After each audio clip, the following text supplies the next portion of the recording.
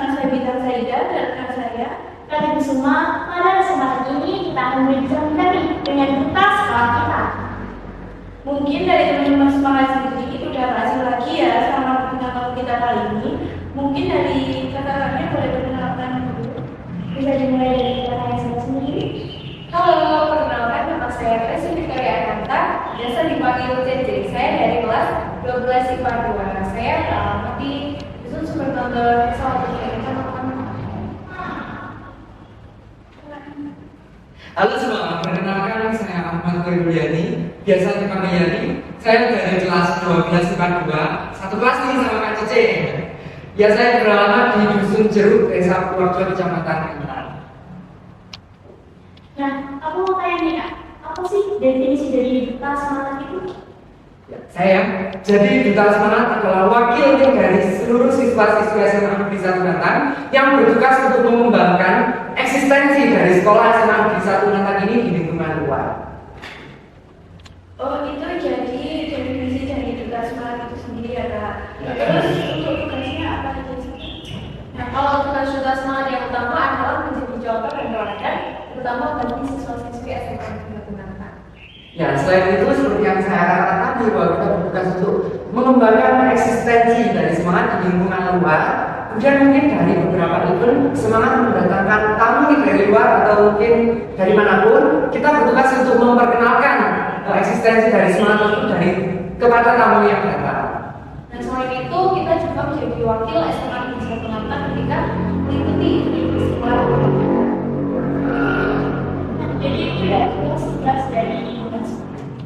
Nah, untuk menjadi duta, kakak di sini pasti ada tahapan-tahapan nih. Nah, boleh nggak sih ada skill tahapan-tahapan dari Kak Cece sama Kak Ani untuk menjadi duta semangat? Jadi mau dong, kalau yang tahap pertama kita itu ada psikotes, kita tes tulis, biasanya di RTI. Kemudian keesokan harinya ada interview tahap pertama. Setelah tahap pertama di hari itu juga ada diklat catwalk. Keesokan harinya dilanjut dengan diklat public speaking. Ya, benar sekali. Setelah melewati berbagai macam tahap tersebut, kita diadakan interview kedua. Jadi ada interview kedua, kemudian kita diberikan kesempatan untuk menunjukkan bakat. Jadi ada yang namanya itu apa itu rasanya? Sesi uji bakat. Ya, benar sekali, sesi uji bakat. Kemudian setelah sesi uji bakat juga ada sesi tanya jawab, di mana perwakilan dari siswa-siswi SMA Negeri 1 Natang dan beberapa guru mengajukan pertanyaan. Satu pertanyaan kepada satu finalis duta semangat. Setelah proses yang panjang tersebut, kemudian kita dilantik menjadi duta semangat. Nah, jadi itu ya Kak, tahapan-tahapan menjadi duta. Iya. Nah, Kak, jadi duta semangat ini pastinya bukan hal yang mudah ya. Apa sih motivasi kakak-kakak di sini untuk mengikuti duta semangat ini? Dari saya dulu ya. Jadi motivasi yang pertama itu ingin menjadi wakil untuk mengeksistensikan semangat tentunya di lingkungan luar. Nah, untuk yang kedua itu lebih ke motivasi secara pribadi sih ya. Ya. Jadi kami ingin menjadikan duta itu sebagai ajang untuk apresiasi diri. Selain itu, nanti kita juga akan mendapatkan banyak manfaat sekali dari menjadi duta. Nah, Nah, Kak Cici sama Kak Yuli kan juga udah menjabat menjadi duta selama satu periode. Apa sih manfaat yang Kak peroleh menjadi duta selama satu periode ini? tentunya banyak manfaatnya. Tapi yang paling utama kita mendapatkan ilmu. Jadi kita mendapatkan ilmu baru dari seluruh kegiatan mungkin pembinaan ya Kak Cece, seperti pembinaan public speaking dan apapun itu kita mendapatkan seperti kemampuan baru. Nah, selain itu, manfaat yang lain juga kita dapat berinteraksi secara langsung dengan motivator atau tamu yang diundang ke event semangat. Jadi kita bisa memperluas relasi, kita bisa belajar berinteraksi dengan banyak orang dan lain sebagainya. Oh, jadi itu manfaatnya ya Kak. Nah Kak, untuk jadi duta semangat ini ada resikonya nggak sih? Itu ada dong. Tentu ada, karena di setiap langkah yang kita ambil pasti ada resikonya.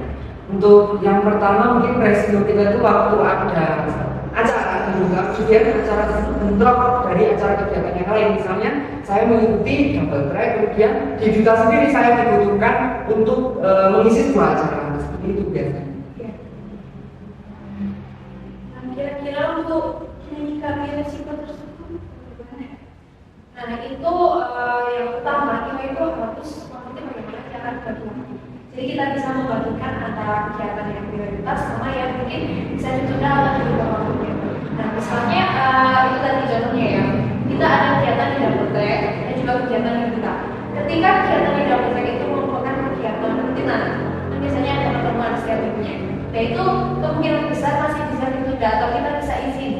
Dan sedangkan di buta itu ada beberapa event yang itu nggak harus selalu sama, kecuali memang bimbingan. Jadi entah itu kita menyambut tamu di luar atau kita ada event di luar sekolah.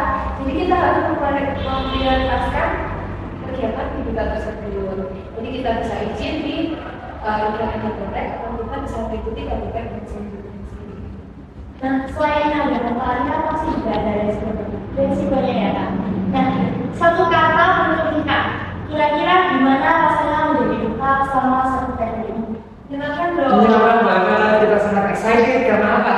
Melihat dari manfaatnya tadi kita mendapatkan ilmu baru, kemudian dari pelatihan public speaking, kemudian pembinaan dari pembina kita juga bisa mengasah kemampuan yang sebelumnya mungkin kurang dari diri pribadi seperti misalnya public speaking. Sebelum mengikuti duta ini, mungkin saya kurang di public speaking. Setelah mengikuti ada pembinaan, kemudian beberapa arahan dari pembina, kemampuan public speaking itu semakin meningkat.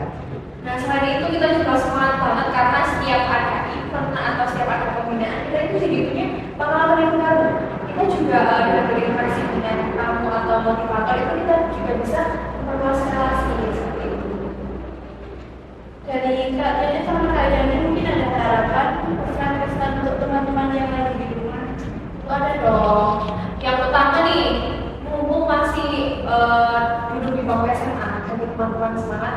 Gali potensi diri sejauh mungkin. Kita cari minat dan bakatnya apa. Karena di bangku SMA ini merupakan kesempatan terakhir. Yang artinya di selanjutnya kita ini cuma bisa mengembangkan. Atau menurut kata lain kita terlambat. Kalau nanti kejadian selanjutnya baru kita cari apa sih bakat kita, apa sih potensi kita. Seperti itu. Ya benar sekali. Saya setuju dengan yang dikatakan Kak Cece, jadi kita harus memanfaatkan waktu sebaik mungkin karena waktu adalah emas dan sesuatu yang sudah terjadi itu tidak mungkin terulang kembali. Jadi kita sebisa mungkin mumpung masih di SMA kita harus menggali potensi diri yang kita miliki dan tentunya memanfaatkan waktu yang sebaik mungkin seperti yang saya katakan. Baik, saya ucapkan terima kasih untuk tiga kamu yang keren ini yang udah sharing-sharing pengalaman mengenai kita semangat. Boleh beri tepuk tangannya dong buat kita Kak. Oh iya teman-teman, jangan lupa di tahun 2024 akan ada pemilihan Duta Semangat 2024. Walaupun ada resikonya, tetapi manfaatnya sangat besar loh. Ingat kata saya tadi, waktu adalah emas, jadi gunakan waktu sebaik mungkin. So, bagi teman-teman semangat, jangan lupa untuk mengikuti pendaftaran Duta Semangat 2024.